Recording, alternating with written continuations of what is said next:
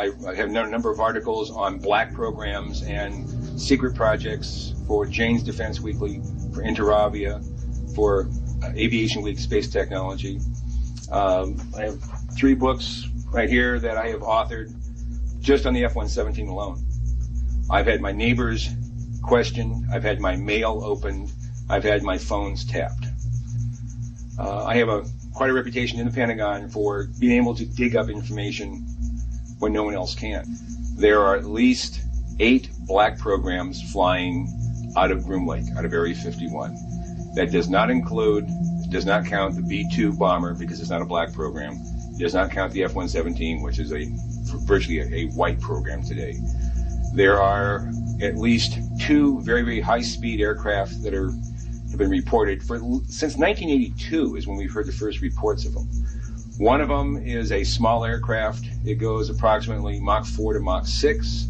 There's an aircraft that has been tracked out of the Bay Area TRACON in Oakland, California by the Federal Aviation Administration Center, flying in excess of 10,000 miles an hour going through controlled airspace, and a very, very large aircraft at that.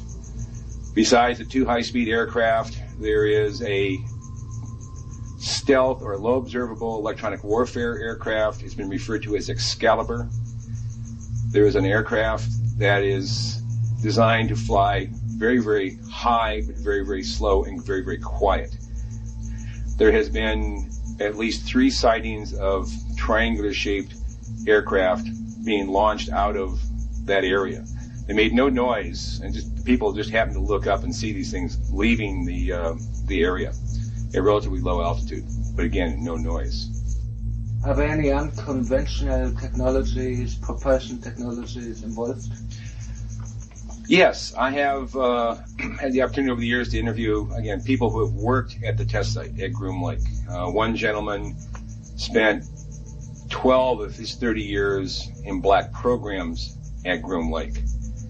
When I asked him, I said, first of all, do you believe in UFOs? And he looked at me with a straight face in one-on-one. He said, absolutely, positively, they do exist. I said, can you expand upon that? And he said, no, I can't. About a year later, we were talking about, again, activities at Groom Lake. And I asked him, I said, can you really tell me what's happening out there? And he said, well, there's a lot of things that are going on there that I won't be able to tell you until the year 2025. But we have things in the Nevada desert that would make George Lucas envious.